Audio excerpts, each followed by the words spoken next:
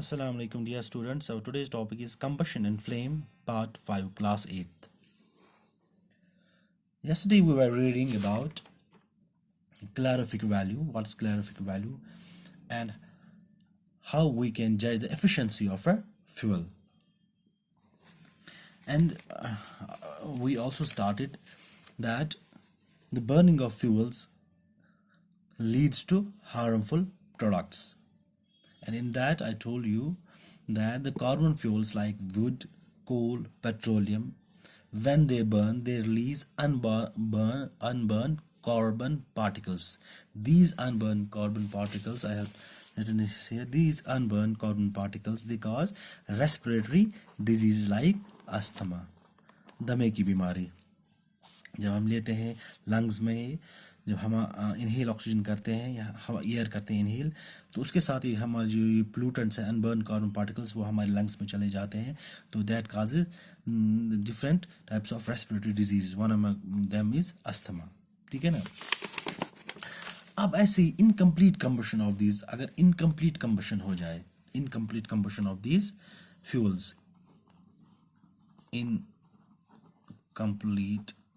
Combustion, incomplete combustion होता है जब पूरी तरह से ये बर्न ना हो जाए. इसका मैंने कल रीजन बोला था इनकम्प्लीट कंबशन क्यों होती है इनकम्प्लीट कंबशन. एक तो होती है वजह partial burning of the fuel, पूरी तरह से नहीं जल पाता है ये. दूसरा lack of oxygen properly available ना हो, जैसे कोई कमरा बंद हो, वहाँ पे ऑक्सीजन अच्छी तरह से अवेलेबल नहीं होता है. या तीसरी बात ये होती है कि टेम्परेचर लो होता है, low temperature. These are the main causes of partial burning, causes of incomplete combustion. ठीक है ना. अब इसकी वजह से जो इनकम्प्लीट कंबशन हो जाती है, इसकी वजह से एक गैस प्रोड्यूस होती है. इनकम्प्लीट कंबशन की वजह से एक गैस प्रोड्यूस होती है. That gas is known as carbon monoxide. इस इनकम्प्लीट कंबशन की वजह से एक गैस प्रोड्यूस होती है. That gas is known as carbon monoxide.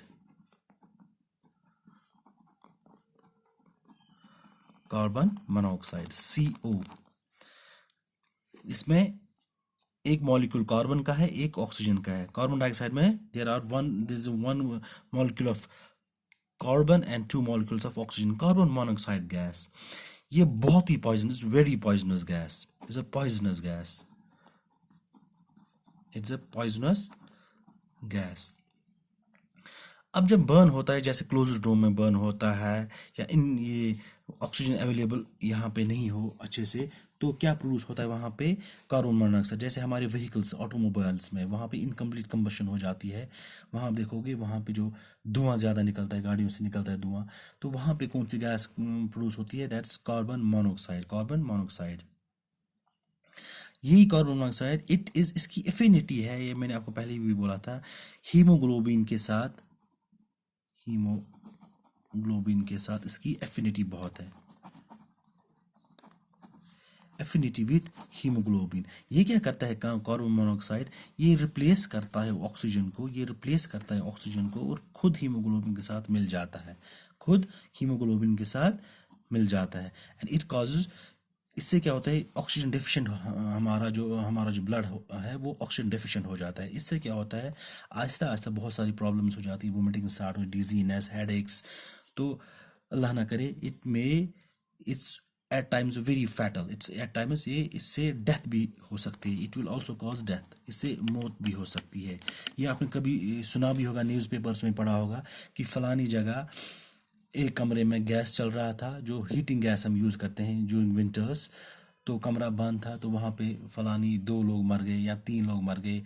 अब पिछली वो आर टॉकिंग अबाउट 2018 में शायद यहाँ पे हुआ था, श्रीनगर में.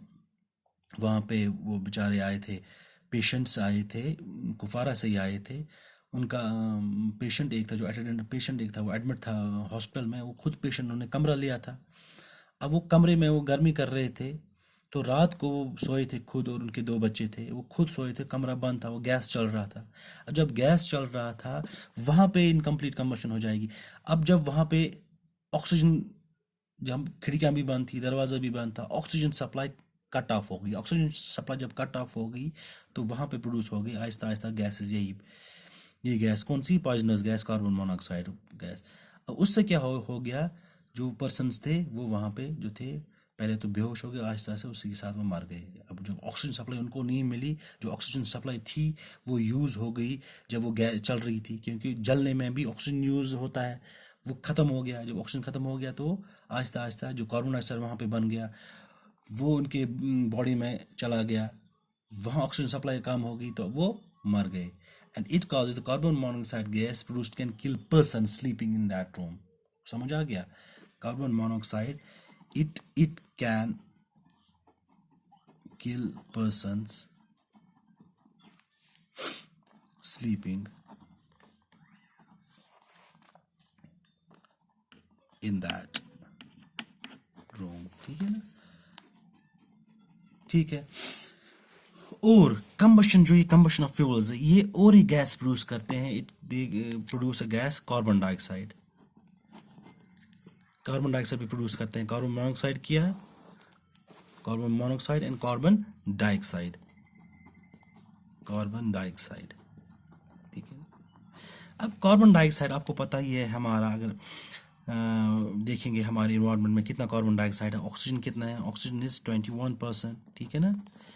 Carbon dioxide is 0.03%। अब ये बैलेंस है।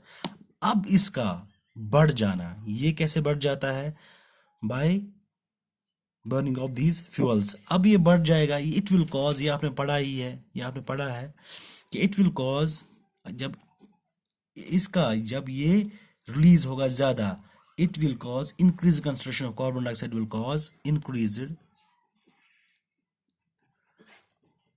concentration, will cause global warming. It will cause global warming। अब ग्लोबल वार्मिंग क्या है, ये आपने इंग्लिश में भी पढ़ा है, आपके इंग्लिश बुक का एक चैप्टर है ये, ग्लोबल वार्मिंग। ग्लोबल वार्मिंग क्या है? What is global warming? Global warming,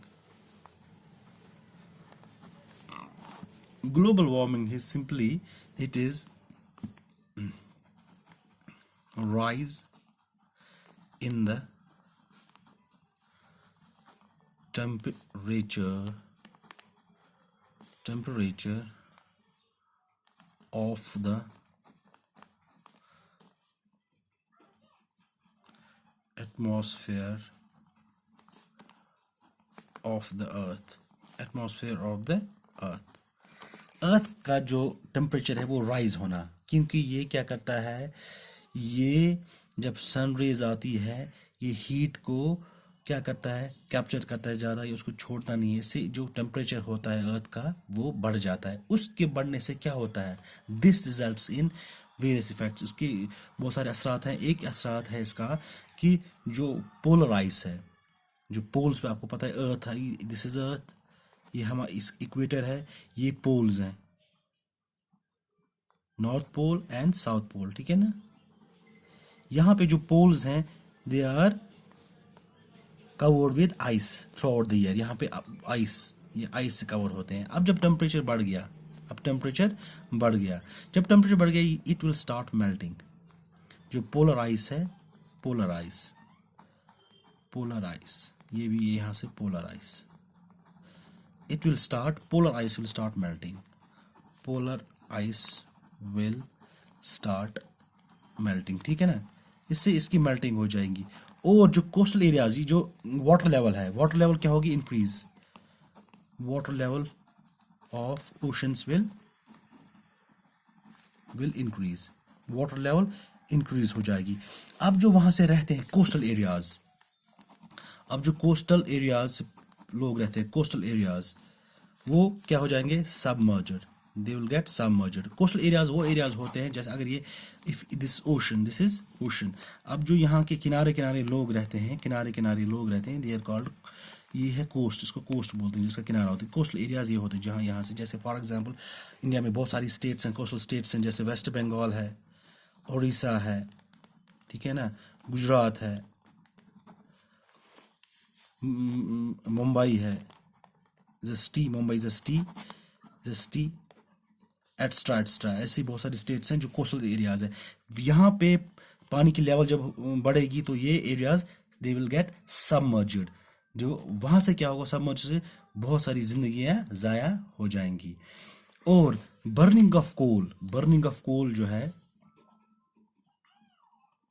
burning of coal it also produces gases, poisonous gases, sulphur dioxide, ठीक है ना, सल्फर डाइऑक्साइड प्रोड्यूस करती है।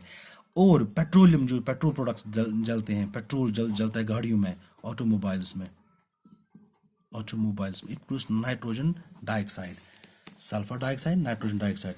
अब जब ये एयर में प्रेजेंट होते हैं, जब एयर में प्रेजेंट होते हैं ये दोनों, फिर वहाँ से बारिश पड़ती है, ये बारिश के साथ मिल जाते हैं and they causes rain, this called acid rain, ये आपने पढ़ा होगा एसिड रेन।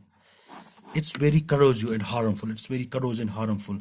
आपने देखो ताजमहल का नाम सुना ही होगा, जो उसका मार्बल है वो करोड़ हो गया है, वो पीला हो गया है, because of this acid rain, because it's acidic, it's very harmful for crops, buildings and soil.